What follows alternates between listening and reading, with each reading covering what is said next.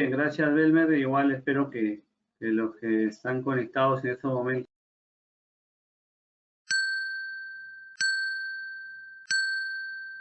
iniciada la sesión del día de hoy concerniente a nuestro curso sobre Derecho Administrativo y Procedimiento Administrativo Sancionador. Como recordar, parte del recordaris de la clase del día de ayer, básicamente hablar de que hemos tocado temas vinculados a la definición del derecho administrativo. Algo hemos mencionado respecto a la función administrativa, la organización del Estado. Habíamos señalado que no tenemos una norma, digamos, genérica que establezca cuáles son los parámetros o lineamientos generales de organización del Estado.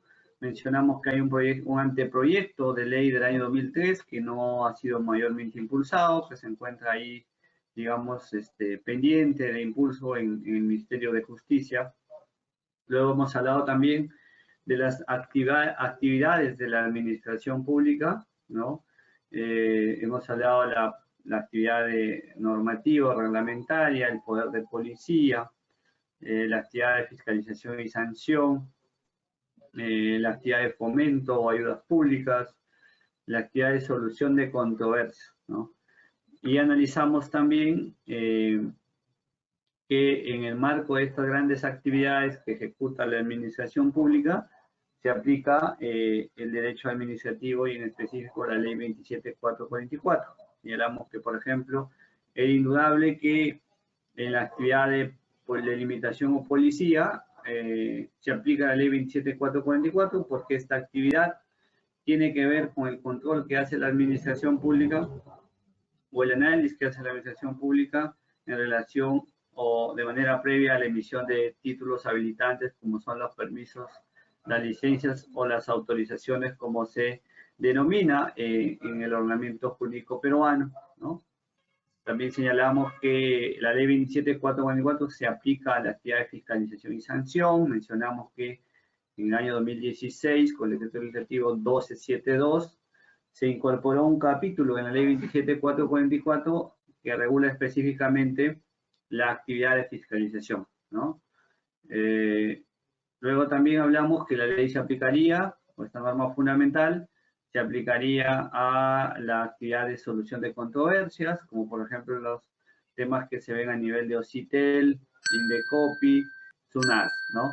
Son estos ámbitos en los cuales se aplican indudablemente la ley del procedimiento administrativo general. Mencionamos brevemente que en el marco de la pandemia por la COVID-19, el Estado peruano materializó estas actividades de fomento o ayudas públicas a través, por ejemplo, de los subsidios, ¿no? Que se dieron a la planilla de trabajadores dependientes, ¿no? Los bonos que se otorgaron a determinados grupos poblacionales, que vienen a ser, pues, manifestaciones de la actividad de ayudas públicas, que está regulado, reconocido por la doctrina en el ámbito del derecho administrativo, ¿no? Hablamos, digamos, estos conceptos generales en el marco de la sesión del día de ayer, y luego de esta sesión lo que toca analizar hoy es las formas jurídicas de la función administrativa, es decir, cómo se materializa en los hechos la función administrativa, ¿no? Mencionábamos ayer que la función administrativa viene a ser aquella actividad que realizan los entes de la administración pública con la finalidad de satisfacer las necesidades, los intereses de la población de todo el Estado peruano, ¿no es cierto? Y señalábamos que para materializar esta función administrativa o para poder satisfacer las necesidades de la ciudadanía, la función administrativa utiliza recursos, ¿no? Ya sea proveyendo bienes, ya sea proveyendo servicios o en algunos casos emitiendo regulaciones, ¿no? Porque la regulación también tiene como finalidad solucionar problemas públicos, es decir, proteger intereses nacionales, proteger bienes jurídicos o proteger los derechos de los ciudadanos, ¿no? Entonces, esas vendrían a ser en abstracto la función administrativa, pero esta función administrativa se materializa en determinadas instituciones jurídicas o que la doctrina administrativa lo denomina formas jurídicas de la función administrativa. Estas formas jurídicas de la función administrativa pueden ser resumidas en 4 grandes categorías: el reglamento, el acto administrativo, el hecho administrativo y los actos de administración interna. Vendrían a ser las categorías jurídicas o las formas jurídicas en las que se manifiesta la función administrativa. De saque o de cajón, como se dice criollamente, aquí podemos notar que lo que regula la ley 27.444 en extenso es el acto administrativo, ¿no? También hace una mención, digamos, respecto a los actos de administración interna, no los desarrolla a profundidad, pero no regula en ninguna parte aspectos vinculados al reglamento, ¿no? El reglamento no es, digamos, una forma jurídica que tiene una regulación o un desarrollo en la ley 27.444, conocida como ley del procedimiento administrativo general. Bien, ¿qué podemos desarrollar respecto al reglamento? El reglamento viene a ser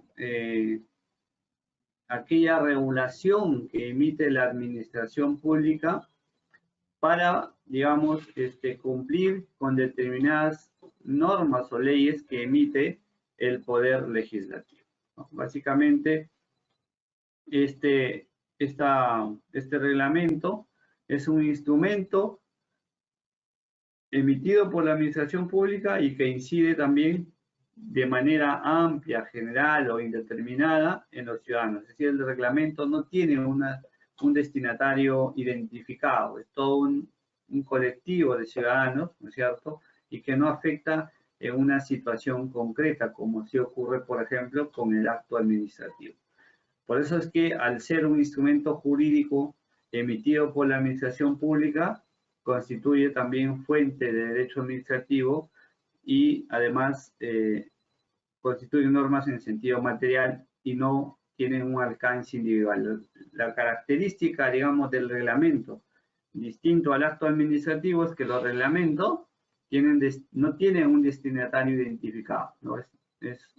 Está destinado o su cumplimiento es por un grupo indeterminado, un grupo colectivo de ciudadanos que no está identificado o individualizado de manera concreta.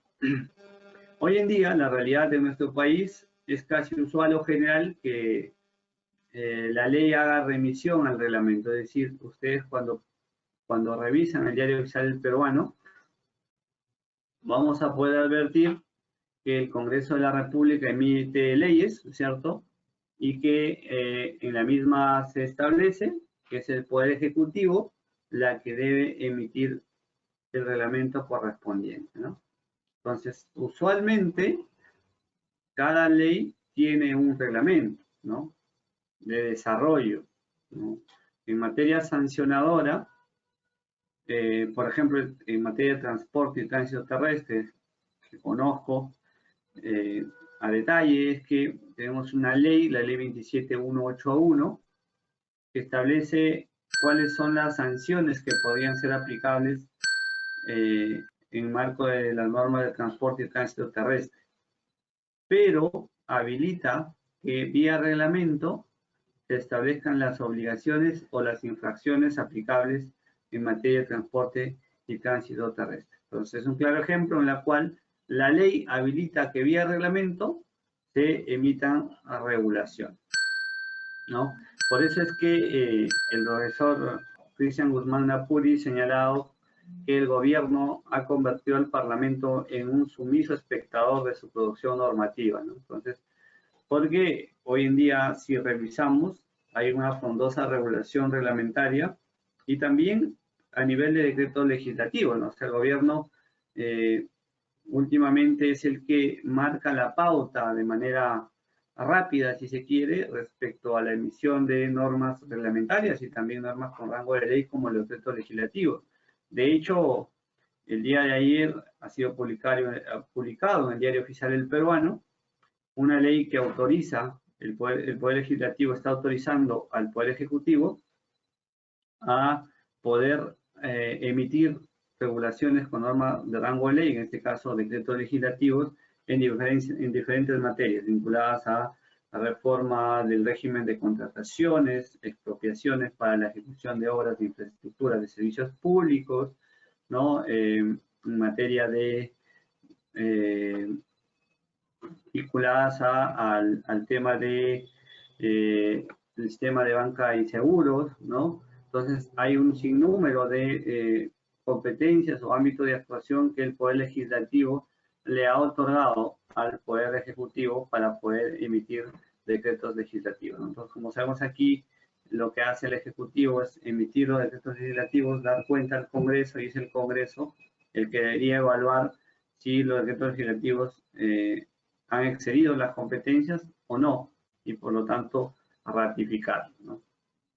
Pero bueno, en resumen, lo que ocurre con el reglamento es que viene a ser un instrumento normativo que es emitido por el Poder Ejecutivo, a través del cual se desarrollan, ¿no?, o se establecen disposiciones para el cumplimiento de determinadas normas, ¿no?, que en este caso son normas con rango de ley o en estricto leyes que han sido emitidas, ¿no?, por el Congreso de la República. Los reglamentos usualmente son emitidos, ¿no es cierto?, respecto a una determinada materia, respecto a un determinado ámbito de intervención. En materia de pesca tenemos el reglamento de la Ley General de Pesca, ¿no? En transportes tenemos reglamentos vinculados al tránsito, vinculados al servicio de transporte.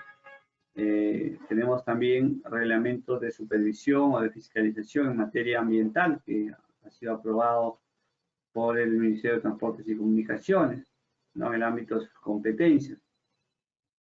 Este reglamento digamos, se aprueba mediante decretos supremos. Estos decretos supremos tienen la firma del presidente o la presidenta de turno, ¿no?, y también cuenta con el refrendo de uno o más ministros dependiendo de los temas que se aborden. Entonces, el instrumento por el cual se aprueba un reglamento es un decreto supremo. El decreto supremo lleva pues la firma del ministro o ministros que tienen que ver, ¿no es cierto?, o los sectores que tienen que ver con la materia que se está aprobando, y finalmente también cuenta con la firma del presidente de la República, ¿no?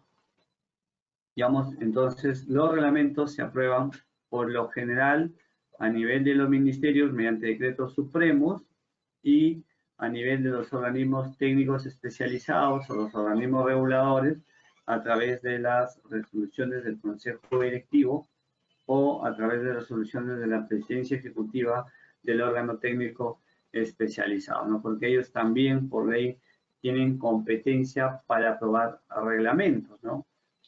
Por ejemplo, en materia de infraestructura de servicio de uso público, el OCITRAN viene a ser el regulador y el supervisor de los contratos de concesión, pero tiene también la facultad, según la ley de los organismos reguladores, no tiene la facultad para emitir reglamentos, y esto se aprueba mediante resoluciones del Consejo Directivo. Tan es así que OCITRAN tiene un reglamento que regula el régimen de infracciones y sanciones, ¿no es cierto?, a los concesionarios de la infraestructura, ¿no?, que gestiona o administra, ¿no? Esto en relación a la prestación de los servicios o a la explotación de esta infraestructura en relación o a su vinculación con los usuarios del servicio o respecto al cumplimiento de los contratos de concesión. Entonces, son los organismos reguladores como OCITRAN que emiten los reglamentos. INDECOPI también tiene la facultad de emitir reglamentos, el INDECOPI OCITEL también.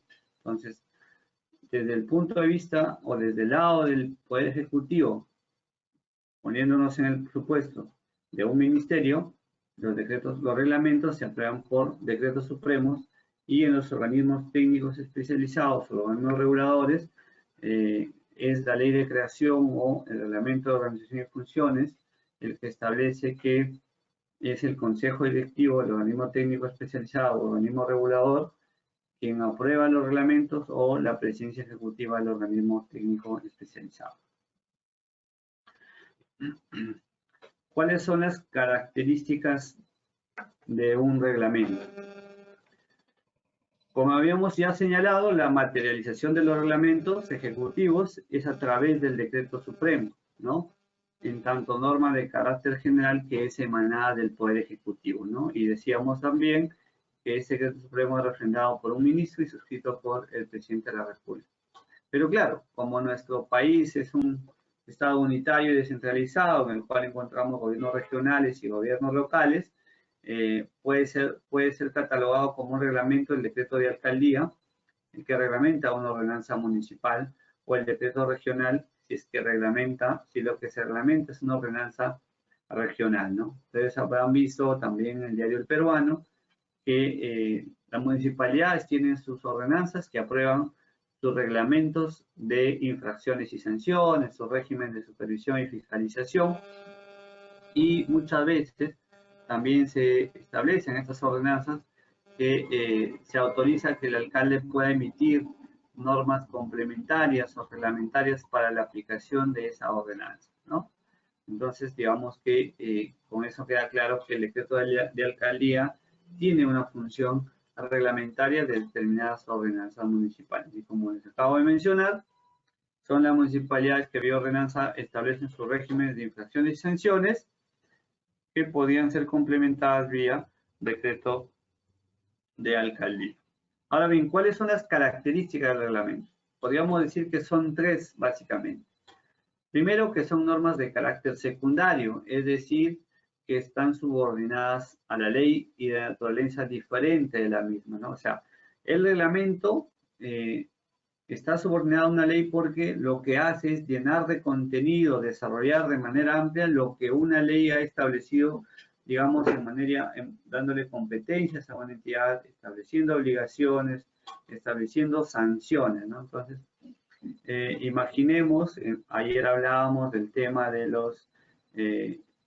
las actividades de los delivery, ¿no? Como Globo, Rappi, que existen en grandes ciudades, o los taxis por aplicativo, ¿no? Imaginemos que el Congreso de la República decide regular estas actividades, porque ayer mencionábamos que desde mi punto de vista estas actividades no están reguladas, son de libre actividad, ¿no? Y que los gobiernos regionales y locales no tendrían competencia para regularlo o prohibirlo. Entonces, bajo esa premisa, imaginemos que el Congreso de la República emite una ley respecto a los servicios de delivery o a los taxis por aplicativo o a las empresas intermediadoras en estricto, ¿no? Entonces, si el Congreso establece cuáles son las condiciones para la prestación de estas actividades, ¿no? O para el desarrollo de estas actividades, pues es indudable que el Congreso va a establecer las competencias que tienen los estamentos estatales, entiéndase el Poder Ejecutivo, los gobiernos regionales y los gobiernos locales. Y es probable que incluso el Congreso de la República señale que vía reglamento, ¿no?, aprobado por el Poder Ejecutivo, se establecerán las obligaciones de los que prestan estas actividades, si es que se requiere autorización o no, y si es que se requiriera autorización, es probable que el Congreso decida o establezca un artículo de esta ley hipotética que estamos hablando, que se establezca vía reglamento o decreto supremo los requisitos que se deben cumplir para obtener una autorización. Entonces, por eso se dice que el reglamento es una norma subordinada a la ley. Pero claro, no toda ley necesita un reglamento, ¿no? Por eso es que a nivel constitucional o en la teoría del derecho constitucional se tiene establecido, ¿no?, y la jurisprudencia del Tribunal Constitucional así también lo ha reconocido, que existen leyes de aplicación inmediata o lo que se conoce como leyes autoaplicativas. Y si es que tenemos leyes autoaplicativas, se entiende que no necesitamos un reglamento para que sea aplicable. Sin embargo, cuando una ley establece que se requiere un reglamento, ahí estamos ante la presencia de leyes heteroaplicativas o de aplicación diferida. En el ámbito del derecho administrativo, pues no tendría mayor consecuencia, ¿no? Más que el simple hecho de que una ley que no tiene reglamento